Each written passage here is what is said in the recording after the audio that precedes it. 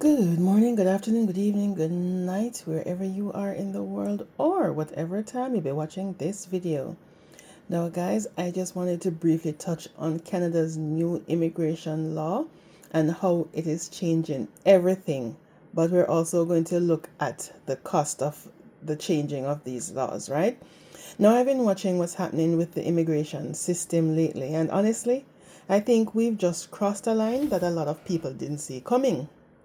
No, because as of March 2026, the government passed something called Bill C-12, which is the Strengthening Canada's Immigration System and Borders Act. And let me tell you, this is not just a small policy tweak. This is one of the biggest shifts in asylum and immigration policy in decades. And depending on who you ask, it is either one, a necessary fix to a system under pressure, or two, the beginning of a much stricter, almost unrecognizable Canada when it comes to refugees. So today I want to break this down in plain language, right? But more importantly, I want to talk about what this really means for future claims, for immigrants, and for the identity of Canada itself. Now, let's start with the facts. Bill C-12 introduces four major changes to Canada's immigration and asylum system. And these are: one, the new eligibility rules for asylum; two, a faster, more modernized system; three, expanded information sharing; and four, new government powers over immigration documents. Now, that sounds technical, but here's what it really means, okay? So, the 1 year rule. This one is huge because if someone entered Canada after June 2020 and waited more than 1 year to claim asylum, their case won't even be heard by the Immigration and Refugee Board, or the IRCC. All right, let's say that again. You don't get rejected, you don't get evaluated, you don't even get a full hearing. You're simply deemed ineligible. There is a 14-day border rule. So this means if someone crosses into Canada between official border points, like from US, or even if they land here via aircraft, they now have 14 days to file a claim. If you miss that window, it's the same outcome. You don't get rejected, you don't get evaluated, you don't even get a hearing. Again, you're simply deemed ineligible. All right? Then we have faster and stricter decisions. And the system is also being redesigned to only process complete applications. So if you submit an application and it's not properly completed, instead of them sending it back to you for you to review and amend or add or whatever on the application that was missing, yeah, that will be tossed, right? So it's only complete applications. They're going to be removing inactive cases. They're going to speed up removals, and they'll even treat some claims as abandoned if people leave Canada voluntarily. So if you came here and for whatever reason you have to leave, automatic, they will treat that as an abandoned claim. There will be more government power. And this is the part a lot of people are not talking about enough, right? So the government can now pause or cancel applications. They can suspend visas or permits, and they can act quickly in the public interest. Now, when we look at it, we say, yes, these are safeguards, but still, this is a massive expansion of control. Now, here's where I'm going to shift from facts a little bit to perspective, because on paper, the law is about efficiency, reducing backlogs, and protecting the system. And to be fair, Canada really has been under pressure lately, right? But we're talking about rising asylum claims, backlogs in the hundreds of thousands, housing shortages, public frustration. So I understand why the government is acting, but here's my concern, guys, and you tell me if it makes sense. This law doesn't just make the system faster, it fundamentally changes who even gets a chance, right? So we had the right to be heard or filtered access. And before this, if you made an asylum claim, you had a right to a hearing. Now, that right depends on when you applied, how you entered, and how quickly you acted. And that's a big philosophical shift. And you guys can understand that. Now, there is time-based justice, and let's be honest. Life doesn't operate on a one-year deadline, right? So wars start suddenly, government collapse overnight, and people's situation change. So what if you came here as a student, right, from a troubled country, and everything is going well, and say your country becomes unsafe 2 years later? Under this law, you may never get a proper hearing because if your studies are supposed to be completed within the 2 years, you cannot know after being here for 2 years, say you're going to apply because you would have already passed that 1 year mark. So you see where it kind of gets tricky, guys. Law on paper, you have to pass certain guidelines, but then what if somebody falls in a situation like this? So what does it mean for future claims?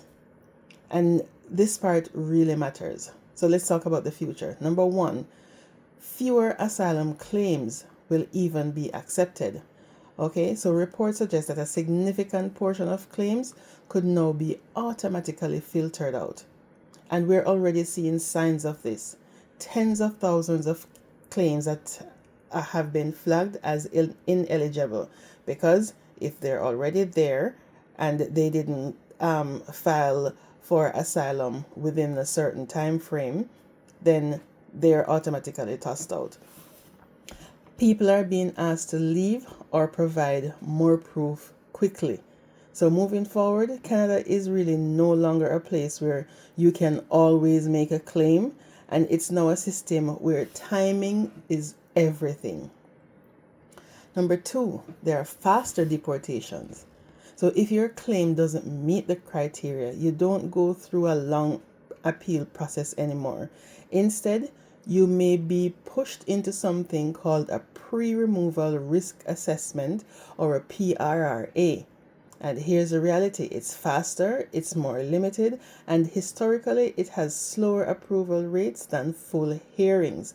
So basically the odds are not in your favor, because previously, if you were initially denied, you could appeal and then it goes through the process, and you could be here a little longer, while it takes forever to go through the appeals process. Now that is not so.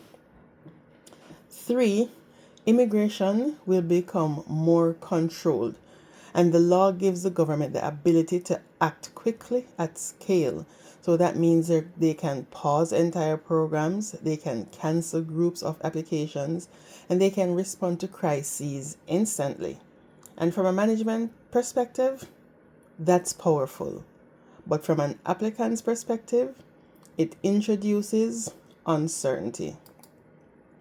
4, we can look at more data sharing equals more scrutiny. Now, immigration data can be shared more easily between federal departments, provinces, and government partners. And what does this mean? This means faster processing, but it also means deeper surveillance. 5, Canada's global reputation may shift. And this part hits a lot deeper, right? Because Canada has always been seen as welcoming, humanitarian, and open to refugees. But critics are already saying that this law feels more like a US style, deterrent, and stricter border control policies. So the question becomes, is Canada redefining what it stands for? And with everything that is going on in the US, you can see some similarities of what is happening in the US and what this new law is, where this new law is heading, right? And let me be honest with you. I see and understand both sides, right? The law makes sense because the system was overwhelmed. Backlogs were growing, and some people were using asylum as a workaround. Because, again, you may have some students, and if they come here and say they applied for permanent residence and they were denied, then they just automatically change their application into an asylum, which they may not be 100% eligible for asylum, but they just use the system, a loophole in the system, to try and stay here. So, we do understand that.